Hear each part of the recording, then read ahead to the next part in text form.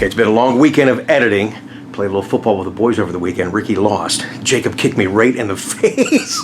But we're back at it right now. We're filming, we're having fun, and we have, what didn't I tell you? The client is changing as far as the age demographic. Yes, younger clients are here. It's exciting to see the future of Corvette develop before our eyes. And Alex is here from Arkansas. And when he walked in my office, you know what he reminded me of? It's like, it was almost like when you ever see those videos at Christmas time, you go rip open the bag, and the kids are like screaming like crazy.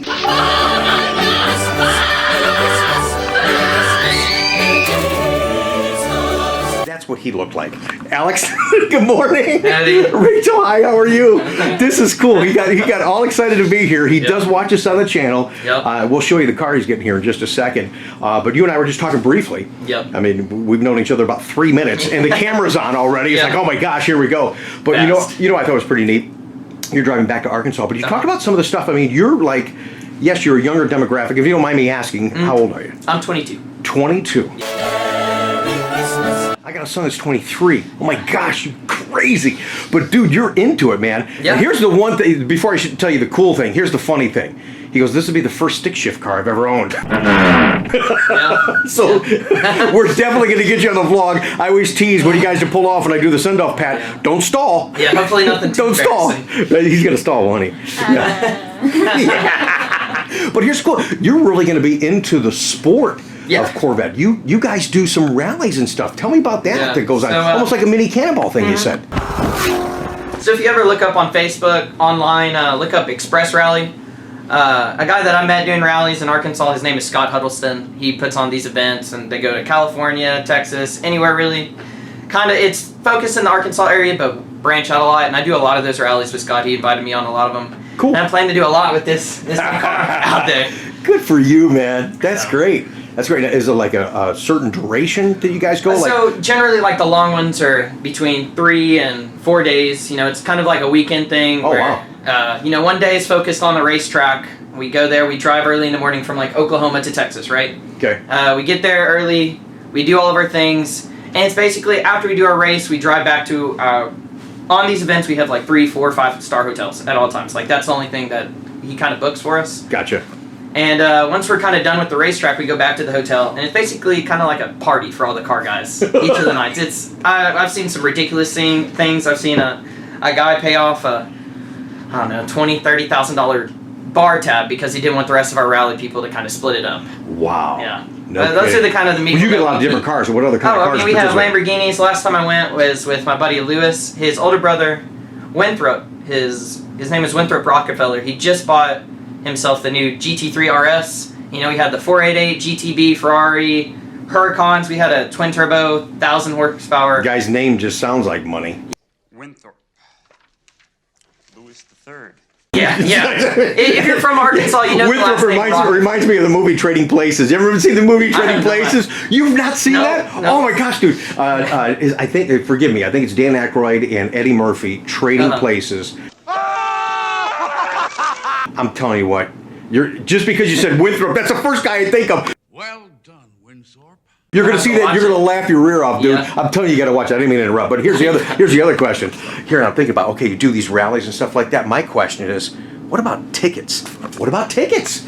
We've come really, really close numerous times. But everybody we go with, we all have walkie-talkies. We got things like that. Everybody has the things for the cops. I can't think of the name of it. Right. Fancy radar detectors, yeah, I'm sure. fancy radar detectors. Our first rally, within 5 minutes, we had an APB put out all over the state. Yeah. Oh, no kidding. Yeah. So we go fast. We haven't got a ticket. A lot of our friends have gotten silly tickets.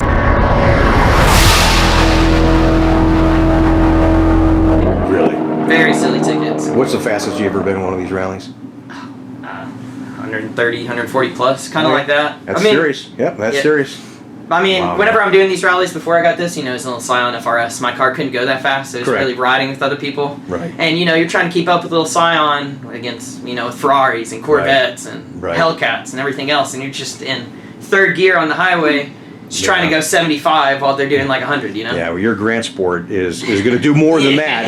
And, yeah, so just be careful. Let's go out and check out your car real fast. Yeah. This is cool, man. I appreciate it. Oh, I appreciate it. This is awesome. This is a lot of fun for me too, man. Thanks. Glad you guys came up. mean, it's a little cool right now. I mean, we're filming. It's toward the end of October, and usually, you guys say, just ship the car, but weather's still pretty decent, and it's a nice opportunity to get, you get familiar with the car driving back. You know what I mean? I got to learn how to drive stick one way or another, right? 750 miles back to Arkansas. If you're sitting at the stoplight, and all of a sudden there's all kinds of billowing smoke coming out of the middle of the car, get off the clutch. Yeah. And I'll tell you, just you're going to do some performance driving, having that little rocker right there, even that's a standard rocker. And what people don't realize, it's thinner there, and then it gets taller as it goes back here. That's where more of the crap's going to kick up on the car. That's going to help you tremendously. And just to validate. You are pumped, aren't you? I'm so pumped. You are. I'm excited for you, man. I've been excited, nervous, like. Dude, I remember when I was 22, and I could never even imagine having a car like this at 22. I don't even know how this happened. You know, it started with my little Scion, and we were gonna do like a little engine swap with it. My grandmother, she's the one that's kind of helped me out tremendously with this. She's like, that's silly money. We're not gonna spend all that on an engine. But now you pick something that's kind of in the same price. We sell your car. I was like, Corvette, right? Your grandmother's so smart, man. Oh, it took a couple months to convince her on that. Back and forth of like basically coming at her with like 30-point PowerPoints on cost to own for 5-10 years, literally on 5 to 10 different cars. Oh, you don't know the leaps and bounds how to get that from my grandmother.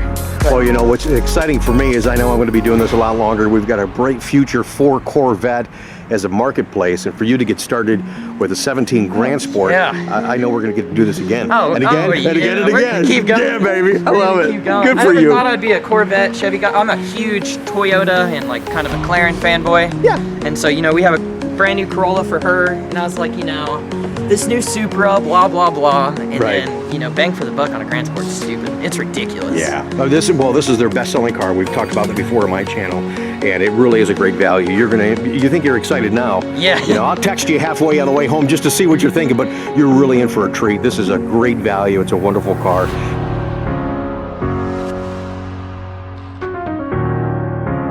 And the future of Corvette is changing. What do you think about the mid-engine car coming to be and all that kind of stuff? I feel like for my age group, it's very exciting. Okay. My age group's really interested in it because you see all the kind of, my age group I feel like is very entwined in YouTube and social media and everything. And you kind of see all the big social media people with the mid-engine Audis and McLarens and all that. Yeah. And now that, Corvette's supposed to be designed as the everyday working guy, like affordable kind of sports car in the end, right? So you have, it converting to a mid-engine car, you have the early age group like my group that's really interested in it. I think this is awesome. Front engine, rear wheel drive. Sure. But something about a mid-engine car, you want to try it out. Yeah, that's cool. Well, maybe your next one.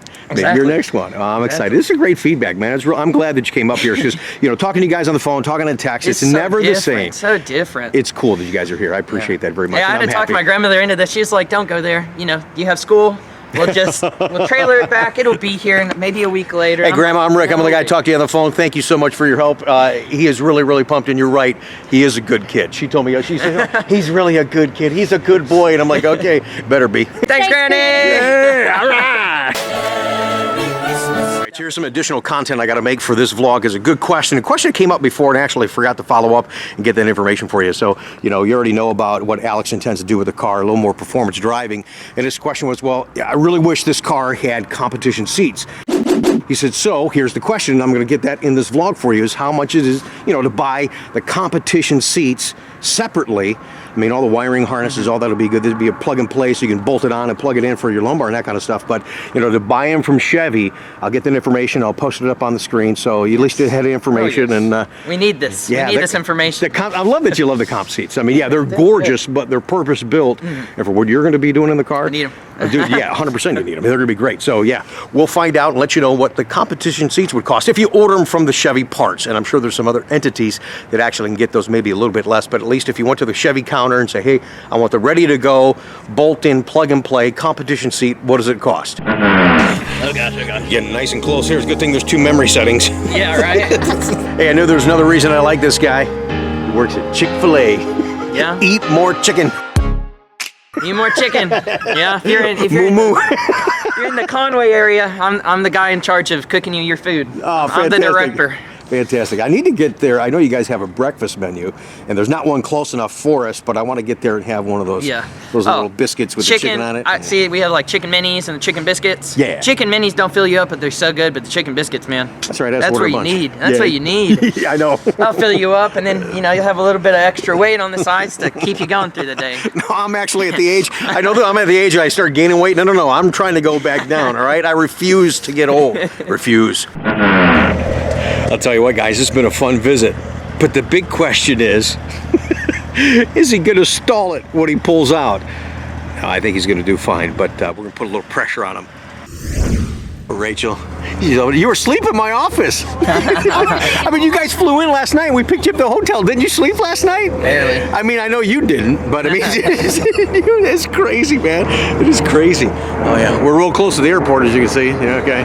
Fantastic. Well, this has been exciting for me to share a young guy. I told you the market is changing here on the channel, and you know what I'm excited about is that you enjoy the content that we put on the channel, and I think for the folks that are watching right now, no matter the age, I think you can appreciate the journey to his first Corvette. So I appreciate you taking the time to share that with us, and I appreciate you actually adding to the content. Yeah. I love your story. This is fantastic, man. I mean, you're getting ready to have a blast in a Corvette that is going to be in Arkansas your daily driver. Oh yeah. My man. I'm gonna drive it like it's supposed to be. Yeah, that's cool. That's good. That's good. They already got one Corvette museum. Speaking of which, are you guys going to stop on the way down? We're thinking about it, honestly. Yeah, you're this close. What the heck? Yeah, Rachel's like, yeah. Oh, I'm excited, man. Congratulations, thank you. dude. Thank you. All right. Great to be a part of your first purchase. Looking forward to more. Looking forward to, and keep me up to date on what's going on with the rally and stuff, man. I'd love to get that updates and kind of share that. I'll let you know. That's fantastic. Now, here's a big drum roll. Everybody wants to see if you're going to stall it when you pull out. First manual car. Oh, and one more thing we got to say before you go, we got to say a big thank you again to Grandma. Thank you, Grandma. All right, Grandma. Yeah. Be careful going home, okay? Oh, yeah. All right. Look like you're ready to roll. Be careful, dude. I got to give you a send-off pat, though, before you go. Oh, yeah. Traditional send-off pat. All right. Way to go. Here we go. Thanks, man. Congratulations. He's real nervous. He doesn't want to stall it. All right, Alex. Yeah, you got it, dude. All right, Vicky's on the road. Man, that was a lot of fun. Thanks a lot for taking the time to share his journey with us on the channel. I love to share your journey when you're here. It's not just between you and I. It's for the Corvette community. And that's what this channel is. It's all about Corvette. The car, the people, the marketplace, the lifestyle. Thanks so much, you guys. Except for my next vlog is going to be about screwing around in a Corvette. So we'll kind of keep it on point and keep it on the theme of the channel. But it's Halloween, so look forward to seeing you on that vlog. Thanks, you guys. Real quick before we actually leave this vlog, I did find out the answer to his question. If you wanted to add competition seats to your Corvette and you didn't have them right now, well, going through the parts department and ordering direct from Chevrolet, that way, like ordering a whole seat, we don't want to do that. You're talking thousands and thousands of dollars. There's a couple of companies out there that actually do what's called a conversion kit. Because a lot of you don't realize the competition seat is really only the back part of your seat. It still supports power lumbar and side bolsters in the event that you have that on your current seat. So that's an easy plug and play. That's not a problem. But just the back of the seat, you're going to, depending on the company, you're going to spend anywhere between $1,900 and $2,100. So that's a better way to go to change out that back portion of your seat to get the competition seat feature rather than, okay. All right, thanks again for watching, guys.